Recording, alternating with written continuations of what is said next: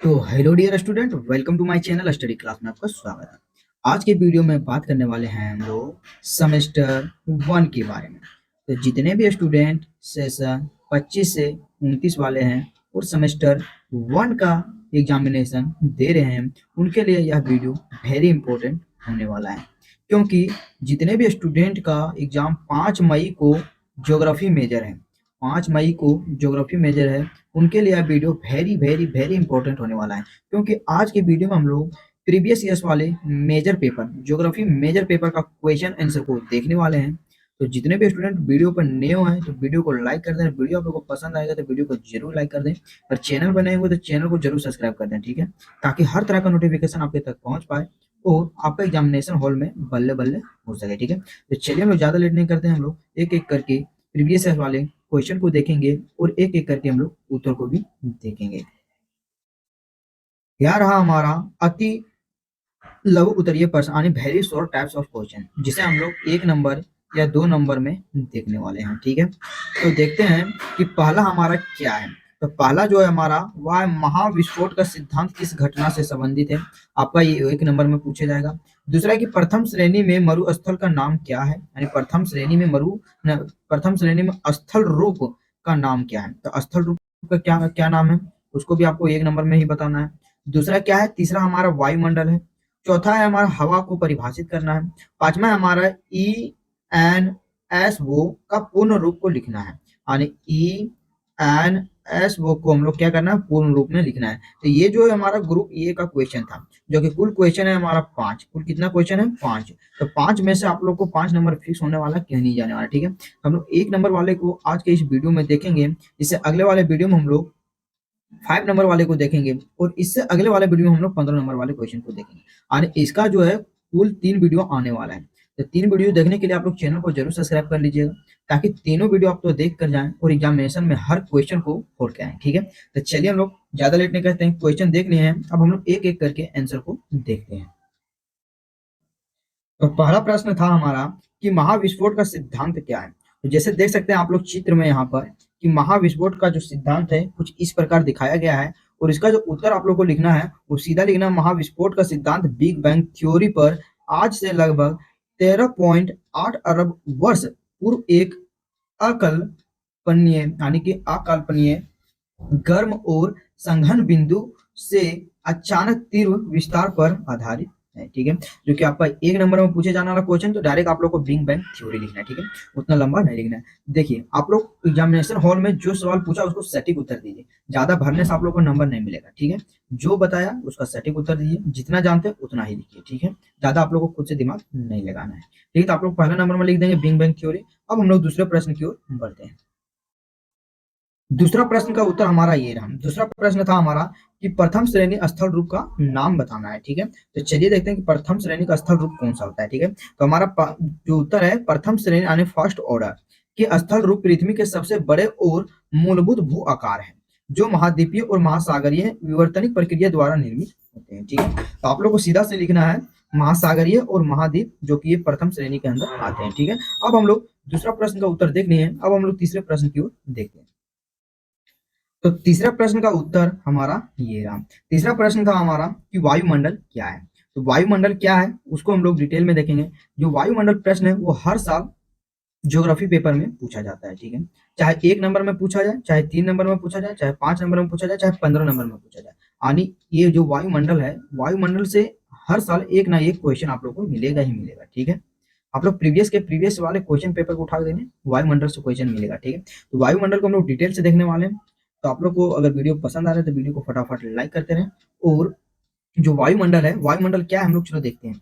वायुमंडल पृथ्वी के चारों ओर लिपटी गैसों और जलवाष्प और धूल कणों की एक अदृश्य और सूचनात्मक परत है। क्या है, एक सूचनात्मक एक क्या है, एक परत है जो गुरुत्वाकर्षण के कारण टिकी हुई है। क्या है, जो गुरुत्वाकर्षण के कारण क्या है, टिकी हुई है। यहाँ ऑक्सीजन की बात करें तो वो हमारा 21% है, और नाइट्रोजन की बात करें तो वो हमारा 78% है, ठीक है। 78% का एक मिश्रण है, ठीक है, जो सूर्य की हानिकारक पराबैंगनी किरणों को से रक्षा करता है और जीवन के लिए श्वसन हवा देता है। क्या होता है, जीवन के लिए क्या होता है, श्वसन हवा देता है, ठीक है। और पृथ्वी के तापमान को रहने योग्य बनाए रखता है, ठीक है। ये जो है हमारा वायुमंडल के कुछ डिफिनेशन था, यानी कि परिभाषा था। ठीक है, अब हम लोग देखते हैं कि वायुमंडल का विस्तारित वर्णन क्या है। ठीक है, उसकी विस्तारित वर्णन की बात करें तो ये जो आप लोग को 1 नंबर में या 5 नंबर में पूछा जाएगा तो आप लोग को इतना ही लिखना है उसका डिफिनेशन के बारे में। ठीक है, और अगर 15 नंबर क्वेश्चन में पूछा जाएगा तो आप लोग को फुल लिखना है, यानी कि जितना आप लोग को समझ आएगा। ठीक है, तो वायुमंडल की जब विस्तारित वर्णन करते हैं तो पहला आ जाता है हमारा संरचना, जो कि कंपोजिशन हो जाता है। ठीक है, वायुमंडल में मुख्यतः नाइट्रोजन 78% है, ऑक्सीजन मुख्यतः 21% है, और आर्गन जो है वो हमारा 0.93% है। ठीक है, जो कि कार्बन डाइऑक्साइड 0.03% है, और बहुत कम मात्रा में तो नियोन है, हीलियम है, हाइड्रोजन है, ओजोन आदि गैस होती है। ठीक है, वायुमंडल में जो सबसे कम मात्रा में पाई जाती है कौन कौन गैस होती है, वो हमारा जो नियोन हो जाएगा, हीलियम हो जाएगा, हाइड्रोजन हो जाएगा, ओजोन गैसें होती है। ठीक है, इनके अलावा इसमें भी जलवाष्प और धूल के कण भी पाए जाते हैं। इनके अलावा भी इसमें क्या होता है, जलवाष्प और धूल के कण पाए जाते हैं, जो वर्षा और बादलों के लिए जिम्मेदार होते हैं। ठीक है, जो वर्षा और बादलों के लिए क्या होता है, जिम्मेदार होते हैं। अब हम लोग देखते हैं परतें के बारे में, वायुमंडल के कितने लेयर है, यानी कितने परतें हैं उसके बारे में हम लोग देखते हैं। ठीक है, तापमान के आधार पर वायुमंडल को 5 प्रमुख परतों में विभाजित किया गया है, जिसमें से पहला है हमारा क्षोमंडल यानी ट्रोपोस्फेयर, यानी ट्रोपोस्फेयर, यानी यह सबसे निचली परत है जो 0 से कितना 12 किलोमीटर, जहां मौसम संबंधित घटनाएं बादल वर्षा होती रहती है। ठीक है, ये हमारा क्या है, पहला क्षोभमंडल है। दूसरा है हमारा संताप मंडल यानी स्ट्रेटोस्फेयर, जो कि यहाँ ओजोन के परत होती है और हानिकारक यूवी किरणों को सोखती है। क्या होती है, हानिकारक यूवी किरणों को क्या करती है, वो सोखती है। तीसरा हो जाता है हमारा मध्य मंडल यानी मेसोस्फेयर, जो कि यह सबसे ठंडी परत है। या क्या है, सबसे ठंडी परत है, जो कि हम लोग 50 से 80 किलोमीटर, जहां उल्का पिंड के जलकर नष्ट होते हैं। कहाँ, जहां उल्का पिंड जो है हमारा जलकर क्या होते हैं, तो नष्ट होते हैं। ठीक है, अगला चौथा है हमारा तापमंडल यानी ट्रेम्पो थ्रेमो थ्रेमोस्फेयर, जो कि यहाँ ऊंचाई के साथ तापमान तेजी से बढ़ता है। ऊंचाई के क्या का तापमान जो हमारा तेजी से बढ़ता है। और पांचवा और अंतिम हमारा परत है वायुमंडल यानी एक्सोस्फेयर। क्या है, एक्सोस्फेयर, यह सबसे ऊपरी और विरल परत है। क्या है, सबसे ऊपरी और विरल परत है, जो कि ठीक है।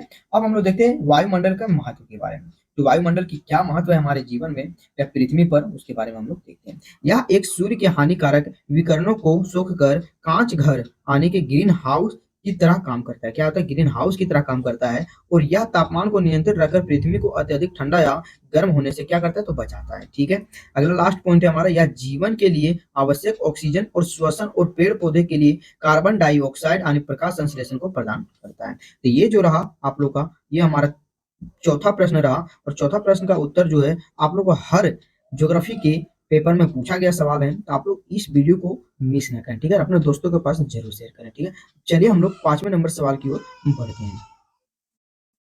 तो ये रहा हमारा चौथा प्रश्न, और चौथा प्रश्न था हमारा कि हवा को परिभाषित करें। तो चलिए देखते हैं कि हवा क्या है और उसे परिभाषित करते हैं, जो कि ये हमारा 1 नंबर क्वेश्चन में पूछा गया सवाल है। ठीक है, हवा यानी वाइंड, हवा यानी वाइंड, क्या है, हवा यानी वाइंड मुख्य रूप से पृथ्वी के वायुमंडल में मौजूद गैसों का गतिशील मिश्रण है। हवा क्या है, मुख्य रूप से पृथ्वी के वायुमंडल में जो है मौजूद गैस है उसका गतिशील क्या है, एक मिश्रण है, जो से जो उच्च दाब वाले क्षेत्रों से निम्न दाब वाले क्षेत्रों की ओर क्षैतिज यानी हॉरिजेंटल, क्षैतिज यानी हॉरिजेंटल रूप में क्या होती है, बहती है। ठीक है, या सूर्य द्वारा पृथ्वी के सतह से आसमान के गर्म होने के कारण उत्पन्न होती है, और हवा में 78% नाइट्रोजन और 21% ऑक्सीजन और अन्य गैसें भी शामिल होती है, जो अदृश्य और पारदृश्य होती है। यानी अदृश्य और पारदृश्य का कहने का मतलब है जैसे हम लोग हवा को देख नहीं सकते हैं। ठीक है, ये रहे जो कि आपको 1 नंबर सवाल में पूछा गया सवाल है, और 5 नंबर में भी पूछा गया सवाल। ठीक है, अब हम लोग 5वें प्रश्न की ओर बढ़ते हैं।